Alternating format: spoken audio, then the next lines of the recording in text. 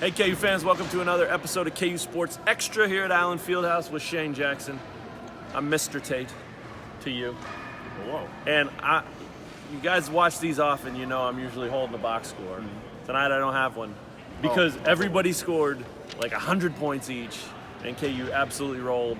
I wasn't even going to try to keep it straight, but I know they rolled 112 to 57. I know Monmouth never had a shot. And I know that even though it was a complete mismatch in terms of talent and all that, I know KU played pretty darn well. That's pretty much sums it all up. I mean, We'll see you next time.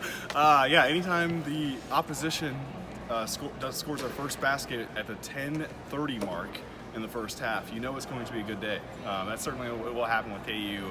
Pretty much from the get-go, it was decided. I think it was, 13-2 from the jump, and even at that point, it's just like, okay, this game's over because KU is severely the better team. I actually called it at 5-0. Oh, wow. Yeah, I mean, I'm not trying to brag, but and everybody did. It was a 25-point Vegas line. I mean, I think what was most impressive, even from Bill Self after the game, was the fact that in a game like that, you could just play like trash. You could get by with just average effort, and I think Self was impressed by his team's willingness to play basketball, to play the right way, to play hard, to make extra passes, to move the ball, that kind of stuff. You don't always get that in a game where it's this much of a mismatch. I thought that's why Kansas looked so good at times. There were other things that made that happen too, though. I mean, when Tristan Enaruna can come around on a breakaway dunk and windmill hammer it, that's going to make you look good too, even more so than an extra pass.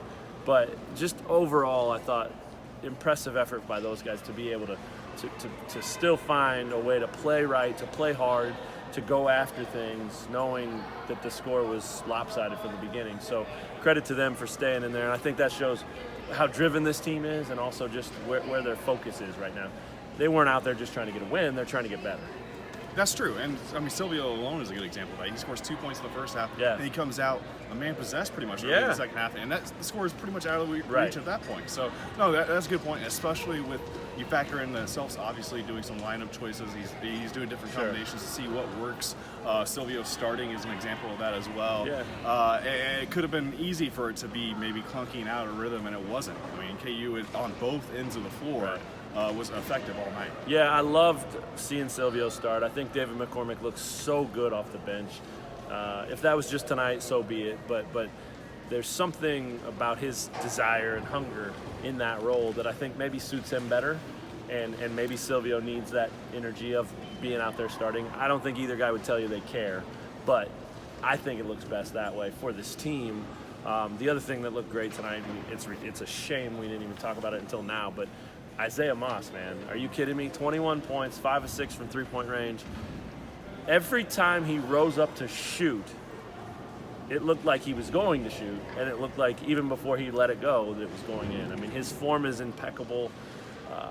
He doesn't need much space. They look for him. He looks comfortable.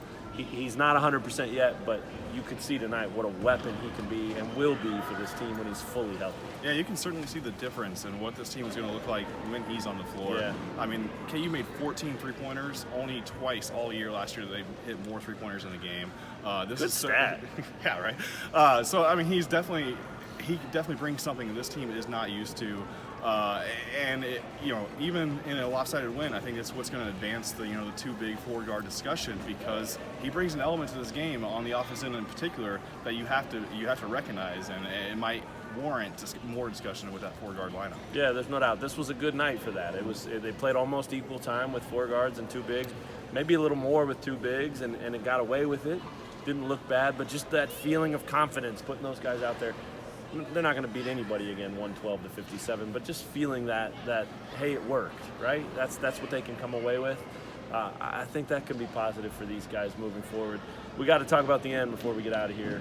George Pappas rips Tristan Enaruna of the best line of the night easily, was Self saying, I told the guys afterward that Enaruna's going to be on SportsCenter twice for dunks, one that he had and one that he had on him. Pappas, a guard from Monmouth, rips him at the end with less than a minute left. Seconds left, It was less than right? 10 seconds left. Yeah, rips him at the end. The game's over. Goes down. Enaruna realizes he got ripped and tries to go get it back and gets dunked on. And then Pappas kind of gets in his face and yells, and the whole world's booing at him, and he runs off the court yelling, and it was it was chaotic at the very least. A weird way to end such a lopsided game. But King Rice, Monmouth's coach, said flat out, like, our guys were frustrated by the way we played, by how bad the beating was, and that was a result. But to his credit, the coach said, hey, that's not how we play. That's not how we represent our program. I thought that was really cool. And then you flip it over, and Coach Self, Silvio, those guys are asked about it afterwards, and they say, it is what it is. We don't care. And I believe them. I mean, I don't think they were, they didn't like it. And on the street, it would have been different. But in here, hey, they can let the final score speak for them, and Pappas can have I wouldn't have written about him. We wouldn't be talking about him. So if that was his goal, it worked. Any final thoughts? I would say perhaps, if the final score is a little bit closer, then maybe KU has a different mindset about it. But I think, again, because the score was so lopsided, it was pretty much no harm, no foul. Right. It was kind of a silly move in the end, but and we talked about before even starting this. As you mentioned, it's the talking trash maybe that wasn't needed. The dunk and the steal is fine. No doubt. Yeah, no doubt. It's wild. This is the first time these two schools have met. KU leads the series 1-0, but forever, when you talk about the Monmouth game, that is what you'll remember. True. And so the kid will live in infamy. One way or the other, he's going to be remembered. For Shane Jackson, I'm Matt Tate.